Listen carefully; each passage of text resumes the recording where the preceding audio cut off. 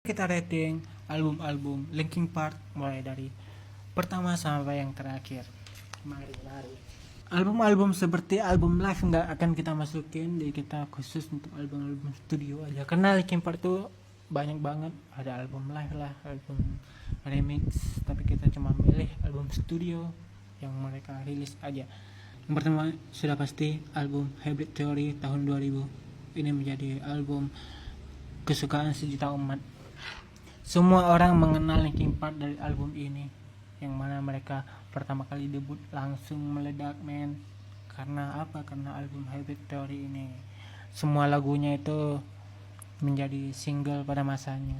Semua orang dengerin, diputar di MTV.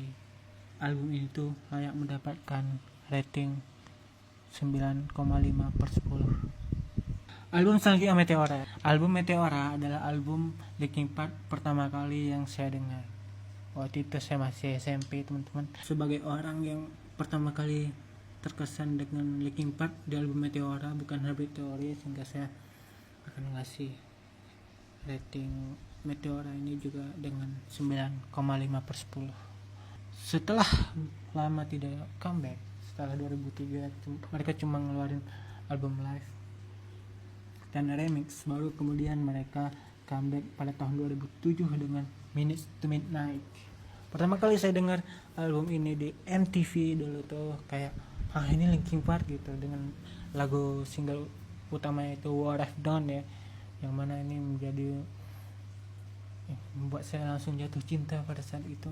Wah, Linkin Park jadi beda banget, tapi saya suka banget album ini tuh, cukup dewasa sebenarnya melihat perubahan dia dari album Hybrid Theory dan Meteora sebelumnya tuh, sehingga album ini tuh juga layak mendapatkan 9,5/10 karena banyak banget hit single dari album ini yang masih didengarin oleh orang-orang sampai saat ini.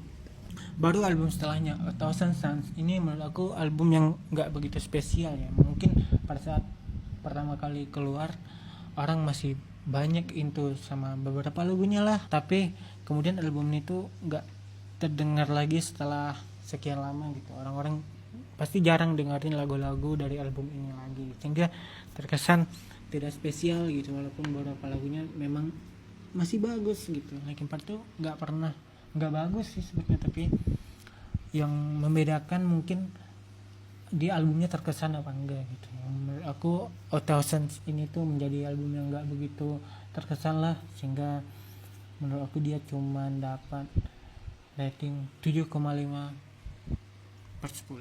Selanjutnya ada album Living Things, itu pada tahun 2012. Album ini juga sama seperti sebelumnya, enggak terlalu berkesan ketika dalam waktu yang cukup lama gitu, tapi beberapa lagunya itu masih menjadi lagu yang masih suka didengarin oleh fansnya gitu. Beberapa di antaranya seperti Lost in the Echo atau Castle of Glass, ini tuh masih menjadi single yang masih suka diputar lah, walaupun secara keseluruhan albumnya gak begitu didengerin lagi ya, tapi beberapa singlenya tuh masih menjadi hits sampai sekarang. Mungkin album Living Things aku ngasih 8 deh, 8/10.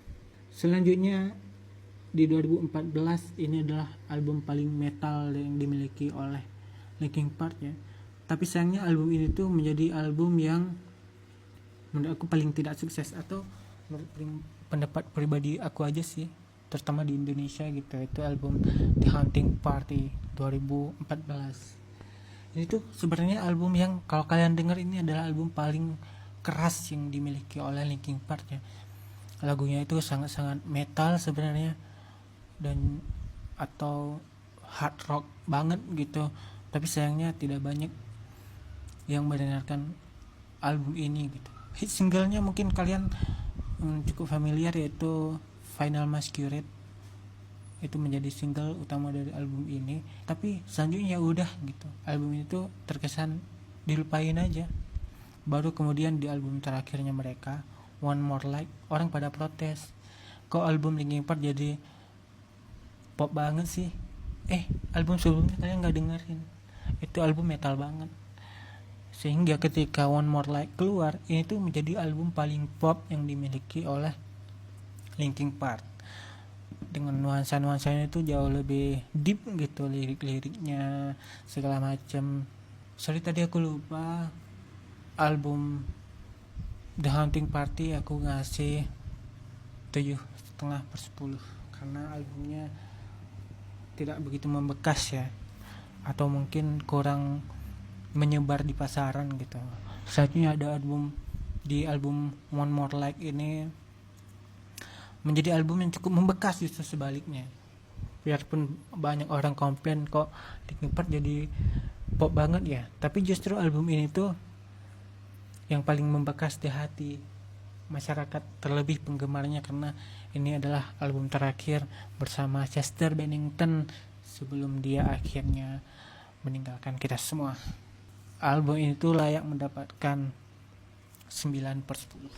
Kemudian setelah cukup lama hiatus setelah ditinggalkan oleh Chester Bennington, akhirnya Linkin Park comeback dengan album terbaru dan juga vokalis baru dengan album bertajuk From Zero, itu pada tahun 2025. Album ini tuh sudah pasti membawa nuansa yang berbeda karena vokalisnya juga udah beda dan mereka juga sudah cukup lama tidak bermusik, sehingga nuansa yang ditampilkan cukup berbeda dan menjadi begitu berkesan buat seluruh penggemar musik di seluruh dunia. Album ini tuh menurut saya layak mendapatkan 8,5/10. Cukup fun, cukup fresh, dan cukup enjoy untuk dinikmati. Segitu saja rating dari album Linkin Park. Bagaimana menurut kalian?